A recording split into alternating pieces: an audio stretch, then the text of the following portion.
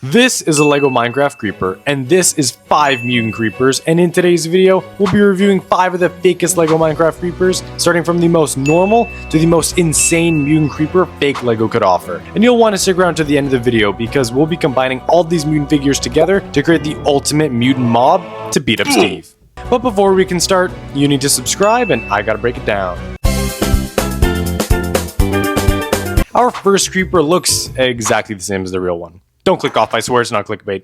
This fake Lego creeper came in the other 30 fake minifigures that I reviewed on the channel not all that long ago, and compared to the official version, it's pretty much the same. There's only subtle details that differ from the official version, like the head sculpt and the plastic mark on the top of the head, but otherwise they're pretty much indistinguishable. But our second fake creeper couldn't be more different. Literally, that face print is so trash. Putting this guy together, I instantly knew that these mutant figures were going to be something special. Utilizing a bunch of these different gray and green clips, Fakelego created this super creepy, elongated creeper design. I do believe that this creeper is based off of the Mutant mod, and to get it in Lego is literally amazing. The only two complaints is that the clips shouldn't have been gray and rather a green, but the gray does break up the solid green on the figure, which we're going to be seeing a lot of in this video. And that chopped face print, oh my goodness gracious, it is so bad. We got to get a regular creeper head on this guy immediately. Luckily, I have a bunch of willing donors. Comment down below how many times you see a creeper head in this video. Now that the face print is fixed, this figure looks significantly better, and also completely terrifying. Adding this freak of nature to one of my village mocks, it looks so creepy beside all the other official Minecraft minifigures. The long neck and the spider-like legs are so unsettling, and I think Steve agrees. Even though the minifigure is creepy, it's surprisingly posable. At the base of the neck, the head rests on a single stud and can sort of swivel from left to right. You can also look up and down, and at the middle of the head and at the base of the neck, as well as a swivel in the middle and at the base of the neck because it has a studded connection. With so much articulation, you can get this figure into some really creepy poses with that elongated neck. Furthermore, he has some swivels at the base of the body for all 4 of the legs, so you can get his legs into more of a spread out or narrow formation. But regardless, this makes for a super dynamic figure that is a huge improvement from the original. That figure has used the same static mold for the last 11 years, so it's really nice to get something fresh. And if you thought that the mutant figure was a huge upgrade, every creeper in this video will get progressively more crazy and crazy until we combine all of them to create the ultimate mutant creeper. Our third mutant creeper might honestly be my favorite build out of everything in this video. But first we gotta build it.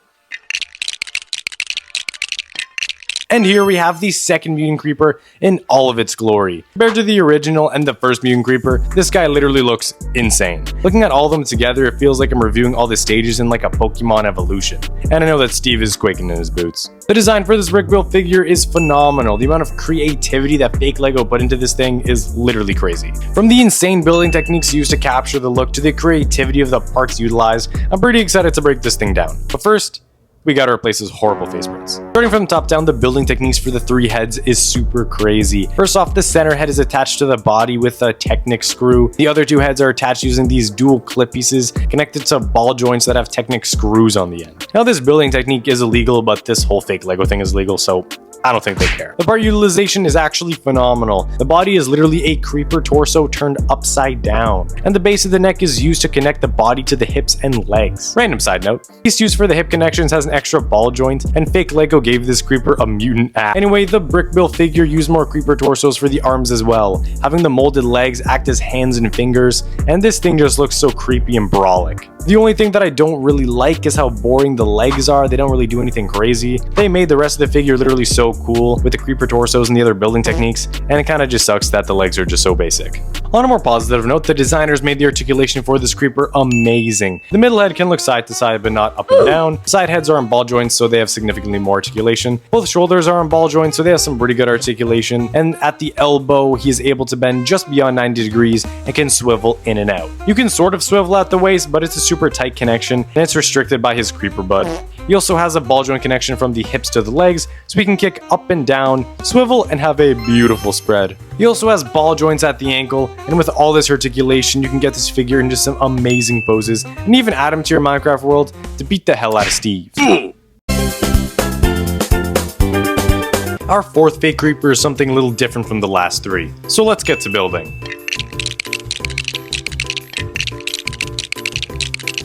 The The fourth fake creeper is the largest one so far and the only brick-built figure to use no minifigure parts in the design. It's also significantly larger than the previous 3 figures, having more than 10 times the piece count. And with those extra pieces, we get some definitely needed extra detail. Utilizing differently colored green tiles and gray tiles, this build looks closer to the in-game counterpart, but nowhere near as detailed as the official Lego brick-built creeper. Furthermore, the figure actually has some printed tiles for the creeper face, but sadly the rest of the head is not as detailed. Now, if you couldn't tell already, this mutant creeper is less of a regular mob and more of a creeper tank. With tank treads for legs and a giant machine gun strapped to the back, the creeper is literally a monster. He also comes with the Steve pilot and oh my goodness, this Steve minifigure is so trash.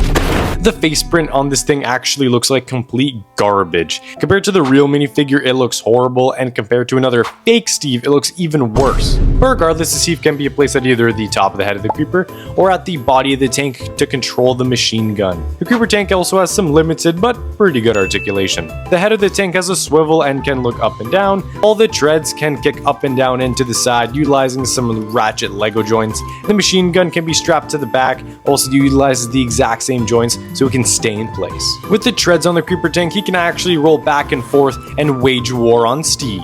Overall, the creeper tank is pretty amazing and will make for an amazing addition to our ultimate mutant creeper.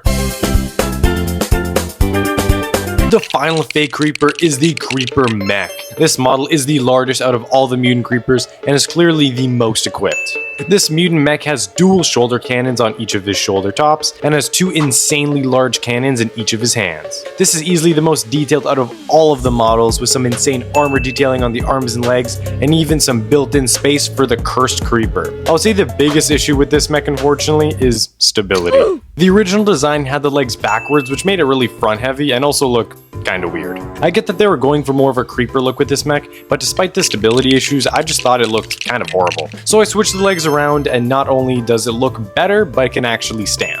Furthermore, the articulation on this mech is, it's okay. We have a hinge at the head so it can look up and down, but not side to side. The shoulder cannons are on ball joints so it can be posed however you'd like. The arms are also on ball joints, but every time you move them up, the shoulder pads fall off. Furthermore, there aren't any elbow joints, just these molded pieces that simulate a bend at the elbow and at the knees. It has some ball joints at the wrist and articulated fingers. At the waist, it has a swivel, and the hips are on ball joints as well, so it can kick forward, back, and have a beautiful spread. Now that we reviewed all 5 of our fake creepers that definitely should not exist, we're going to be combining all 5 of them together to create the ultimate fake creeper. So this is what we got to do. We need a pilot to control the giant creeper. So we'll be combining all 3 of these smaller creepers together to create a final evolution. Then we'll be combining the 2 larger mechs to build the ultimate creeper mech for our final evolution pilot to control, so the creepers can finally get their revenge on Steve. For the ultimate creeper pilot, I'll be taking the legs from the elongated mutant and I'll be swapping them with the 3-headed creeper evolution. The legs were the weakest part of this figure, and I think that the super large body and the elongated creeper legs just look amazing. But we have all these extra pieces from the original figure's legs, so I'll be using them to upgrade the elongated legs to make them even creepier and more menacing. I couldn't make all the legs the exact same size with the pieces that I had, but I made the larger legs in the back to make it look significantly more menacing. Now that our combined mutant creeper pilot is complete, we can finally make the ultimate mech suit. For the ultimate mech suit, we're going to keep things pretty simple.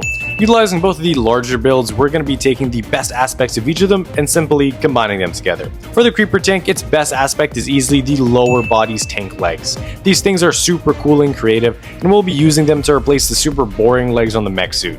For the creeper mech, the coolest portion is easily the upper body with all the blasters and cannons and the spot for the creeper pilot. And I don't think that we want to attach 2 lower bodies. Now let's remove the head of the creeper tank and the lower body and torso of the mech and put everything together. Oddly enough, things actually fit pretty well. I did need to replace the Technic screw that connects the torso and upper body for the mech suit with a smaller Technic piece, so the upper body and tank treads could actually fit together properly. And although it's not the most solid connection and sometimes falls off, it actually looks pretty amazing. And here we have every mutant creeper morphed together into the ultimate mutant creeper. F you, Steve. I hope you guys enjoyed this video, and thank you so much for 5K subs.